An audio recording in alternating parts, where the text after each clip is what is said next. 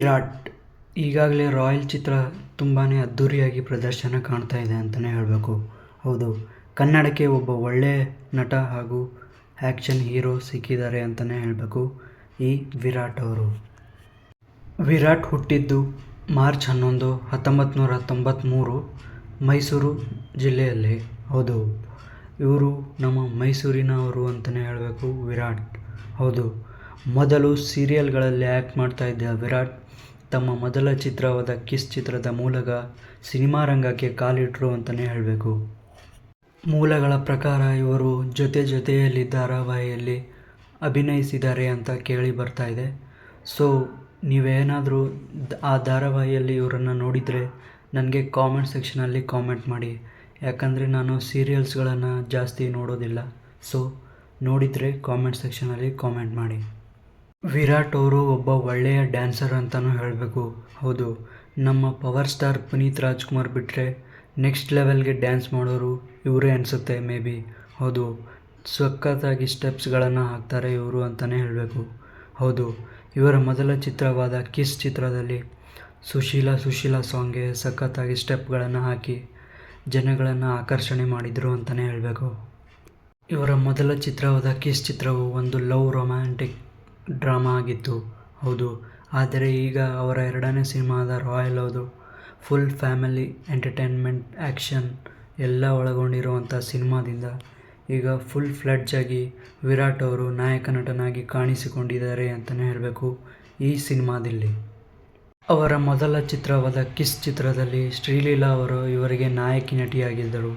ಅದು ಒಂದು love comedy cinema ಆಗಿತ್ತು. ಹೌದು, ಸಖತ್ತಾಗಿ ಲವ್ವರ್ ಬಾಯ್ ಆಗಿ ಎಲ್ಲ ಲವ್ವರ್ ಆಡಿಯನ್ಸ್ಗಳಿಗೆ ಸಖತ್ತಾಗಿ ಕನೆಕ್ಟ್ ಆಗಿದ್ದರು ಅಂತಲೇ ಹೇಳಬೇಕು.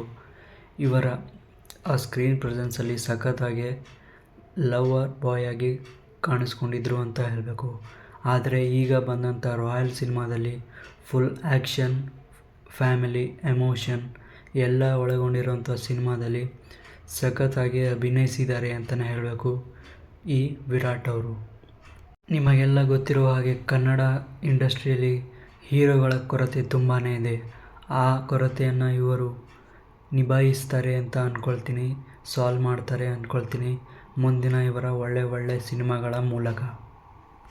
ವಿರಾಟ್ ಅವ್ರಿಗೆ ಈಗ ದೊಡ್ಡ ಸ್ಟಾರ್ಗಳ ಹಾಗೆ ಒಂದು ಆ್ಯಕ್ಟಿಂಗ್ ಮಾಡುವ ಎಬಿಲಿಟಿ ಇದೆ ಅಂತಲೇ ಹೇಳಬೇಕು.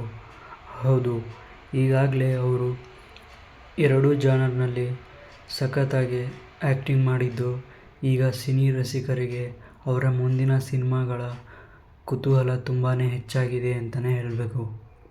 ಸಿನಿಮಾ ಇಂಡಸ್ಟ್ರಿಯಲ್ಲಿ ಕೇಳಿ ಬರ್ತಾ ಇರುವ ಪ್ರಕಾರ ಇವರ ಮುಂದಿನ ಸಿನಿಮಾವು ಸುಕ್ಕ ಸೂರಿ ನಿರ್ದೇಶನದಲ್ಲಿ ಬರ್ತಾ ಇದೆ ಅಂತಲೇ ಹೇಳಬೇಕು. ಸುಕ್ಕ ಸೂರಿ ಸಿನಿಮಾಗಳು ಹೇಗಿರ್ತವೆ ಅಂತ ನಿಮಗೆ ಗೊತ್ತೇ ಇದೆ. ಹೌದು, ಫುಲ್ ಮಾಸ್ ಆಗಿ ರಗಡ್ ಆಗೇ ಇರುತ್ತೆ. ಸೊ ಆ ಶೇಡ್ನಲ್ಲಿ ವಿರಾಟ್ ಅವರು ಸಖತ್ತಾಗಿ ಕಾಣ್ತಾರೆ ಅಂತ ಹೇಳ್ಬೋದು. ಹೌದು, ಇವರು ಕೂಡ ಒಂದು ಮಾಸ್ ಚಿತ್ರ ಯಾವ ಥರ ಅಭಿನಯಿಸ್ತಾರೆ ಅಂತ ಕಾದು ನೋಡಬೇಕಿದೆ. ವಿರಾಟ್ ಅವರ ಆ್ಯಕ್ಟಿಂಗ್ ನೋಡಿ ಯಾರ್ಯಾರೆಲ್ಲ ಅಭಿಮಾನಿಗಳು ಆಗಿದ್ದೀರಾ ಎಂದು ಕಾಮೆಂಟ್ ಸೆಕ್ಷನಲ್ಲಿ ಕಾಮೆಂಟ್ ಮಾಡಿ.